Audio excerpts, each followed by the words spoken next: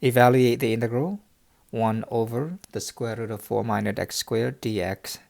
This integral is of the form a squared minus x squared, where a is 2, so 2 squared minus x squared. And so we will let x be a sine theta. In this case, a is 2, not 4. If x is 2 sine theta, then dx equals 2 cosine theta.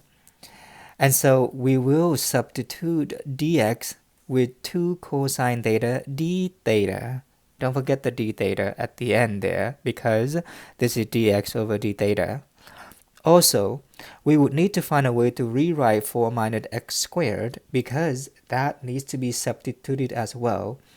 Any of the expression in the original integral will need to be substituted.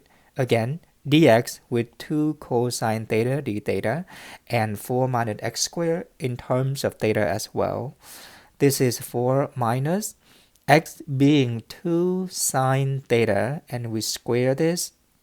This is 4 minus 4 sine squared theta. We factor out the 4, so we get 1 minus sine squared theta. But 1 minus sine squared theta is cosine squared theta. And so the square root of 4 minus x squared is now the square root of 4 cosine squared theta.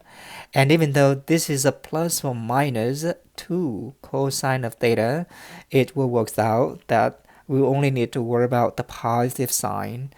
And so the given integral is now 1 over the square root of 4 minus x squared is now 2 cosine of theta, and dx is now 2 cosine of theta d theta.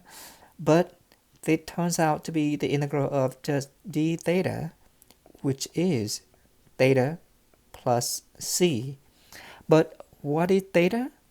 We can't leave the answer in terms of theta even though we got rid of the integral sign, because the variable of integral for the given problem is x. So we would need to rewrite theta in terms of x. But x is 2 sine theta, and so sine of theta equals x over 2, and using the inverse, we have theta equals sine inverse of x over 2. And so the answer is sine inverse of x over 2 plus c.